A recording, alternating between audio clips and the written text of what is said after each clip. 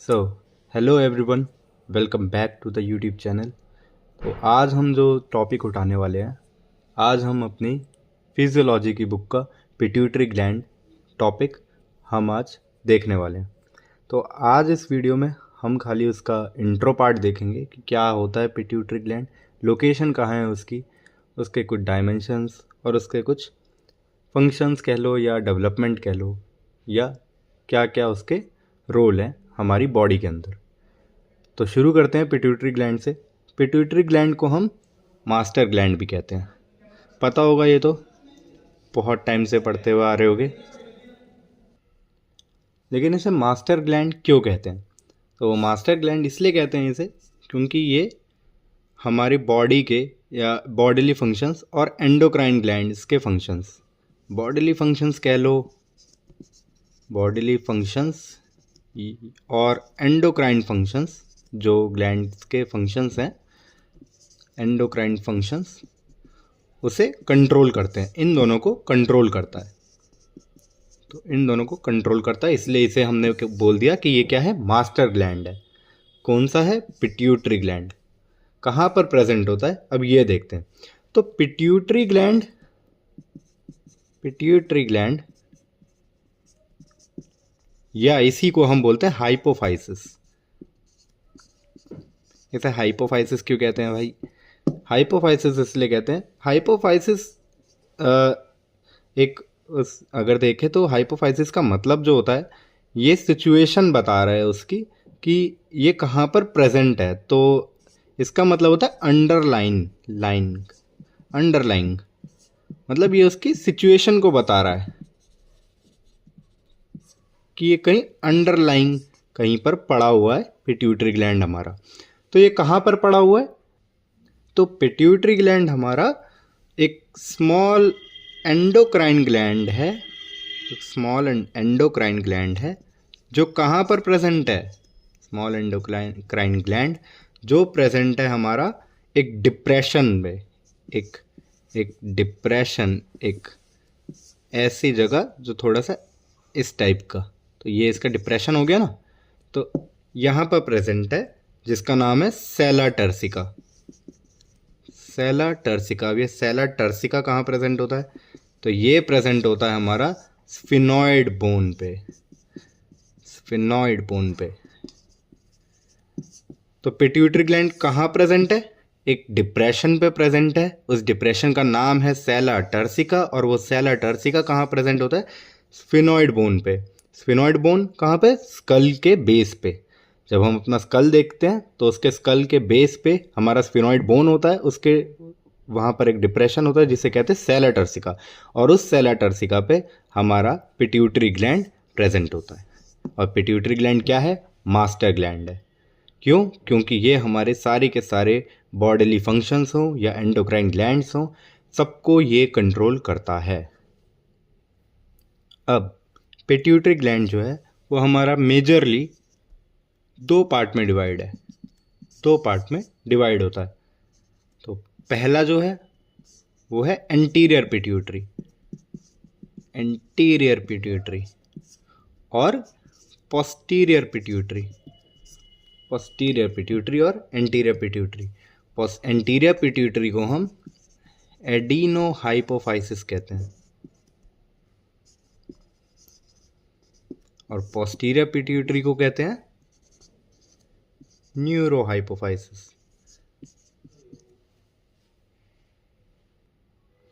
अब ये जो एंटीरियर पिट्यूटरी है और ये पोस्टीरियर पिट्यूटरी, इन दोनों को अलग अलग करता है या इन दोनों को जोड़ता है, जिसके बीच का एक कॉमन पार्ट है, वो है हमारा पार्स इंटरमीडिया।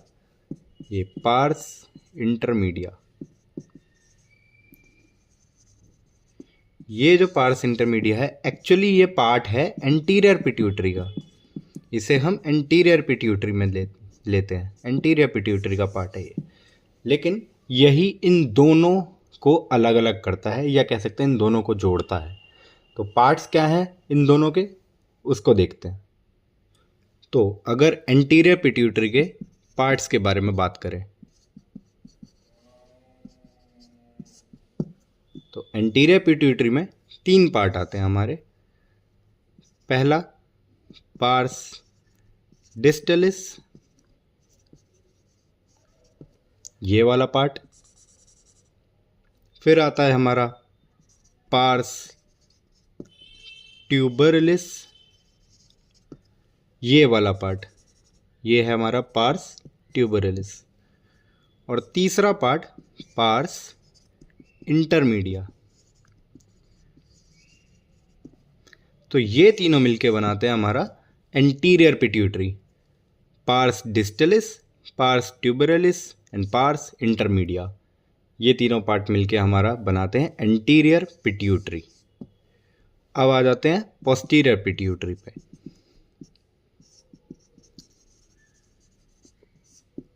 तो जो पोस्टीरियर पिट्यूटरी है उसमें जो पहला पार्ट है वो है पार्स नर्वोसा।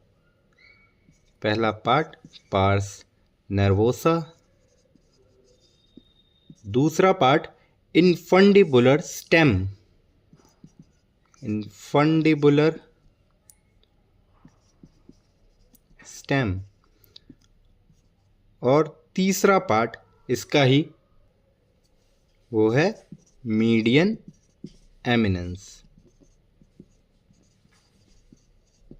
तो ये तीनों पार्ट मिलके बनाते हैं हमारा पोस्टीरियर पिट्यूटरी, और ये तीनों मिलके बनाते हैं हमारा एंटीरियर पिट्यूटरी।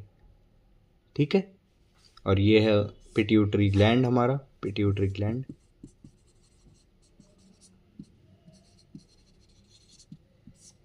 ये उसका डायग्राम। ये हमारा हाइपोथैलेमस, ये मैमिलरी बॉडी, इसके बारे में अभी हम देखेंगे कि ये क्या होता है। Infundibular stem, pars nervosa, pars intermedia, pars distalis and pars tuberalis. Pars tuberalis, distalis and intermedia collectively form anterior pituitary, and pars nervosa, infundibular stem and median eminence form posterior pituitary. अब anterior pituitary के अंदर हमें दो type के sales मिलते हैं। एक होते हैं क्रोमोफोब सेल्स, और एक होते हैं क्रोमोफिल सेल्स।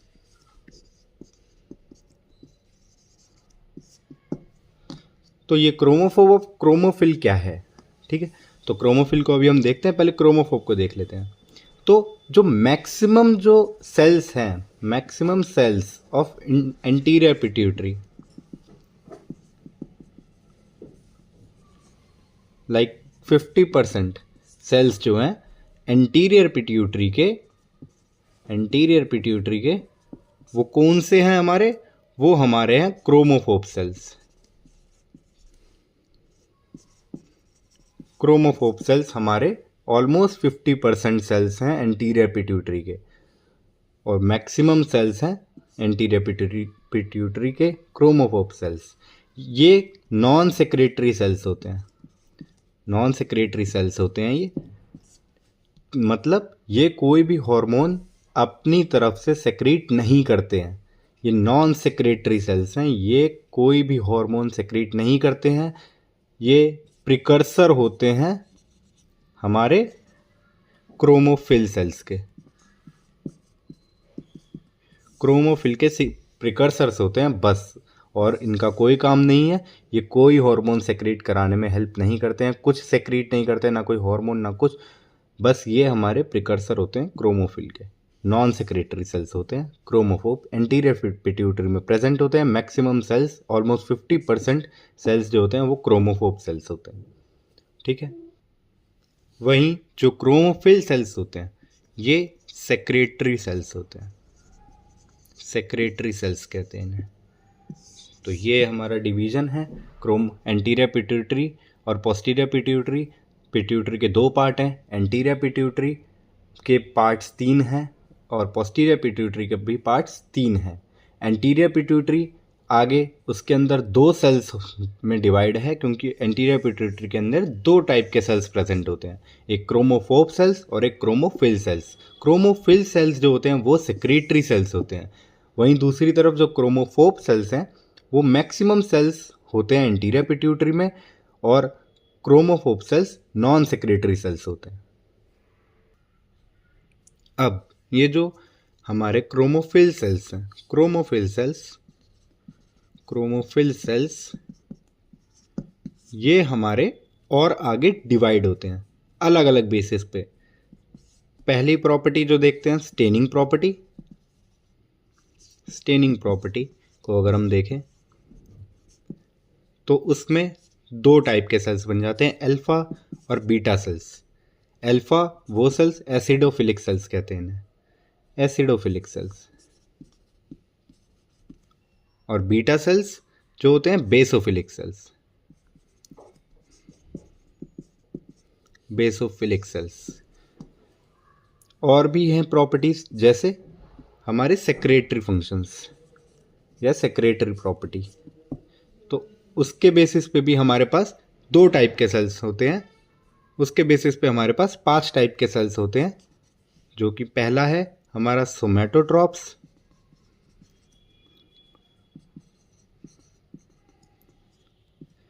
ये कौन से सेल्स होते हैं जो ग्रोथ हार्मोन को सेक्रीट करते हैं, ग्रोथ हार्मोन को सेक्रीट कराते हैं हमारे सोमैटोट्रॉप्स।